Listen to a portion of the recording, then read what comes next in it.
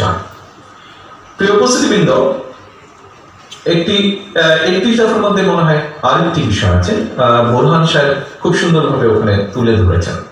একটি তো আছে এইসব কর্ম পরিকল্পনা, যেখানে আমরা মানুষের সে বেকার হোক, সেটি অর্ধশিক্ষিত হোক, অল্প শিক্ষিত হোক, শিক্ষিত বেকার হোক, বেকারদের কর্মসংস্থান কিভাবে করতে চাই, আমরা শিল্প ব্যবস্থাকে কিভাবে সাজাতে চাই। একটু আগে আমি বলেছি কৃষি, স্বাস্থ্য, এইগুলো সেক্টর, অর্থাৎ যেগুলোতে মানুষ সরাসরি উপকৃত হবে, যেগুলোতে মানুষ উপকৃত হবে, মানুষ স্বস্তিতে থাকবে, এরকম কতগুলো সাবজেক্ট আছে।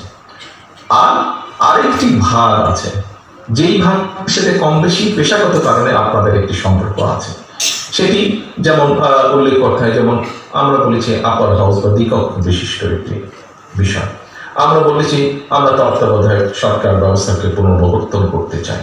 আমরা বলেছি যে আমরা যেটি আছে যে রাষ্ট্রপতি এবং প্রধানমন্ত্রীর মধ্যে ক্ষমতার একটি ভারসাম্য।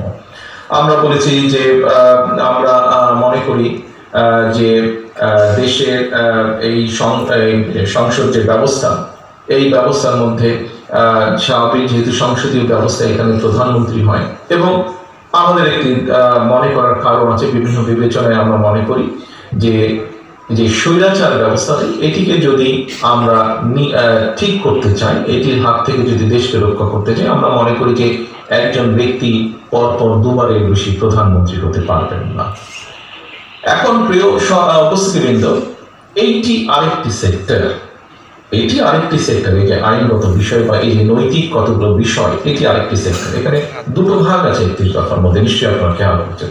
একটি হচ্ছে প্রতিদিন প্রতিটি মানুষের সাথে কিভাবে মানুষের জীবনযাত্রা বা লাইফকে একটা বেটার পজিশনে নেওয়া যায়, সব শ্রেণী পেশার মানুষকে, সেটি একটা চ্যাপ্টার। আরেকটি চ্যাপ্টার আছে নৈতিক কতগুলো বিষয়ের পরিবর্তনের বা নৈতিক কতগুলো বিষয়ের উন্নতি, সেটি আমাদের রাজনৈতিক সবকিছু চিন্তা চেতনার পরিবর্তন।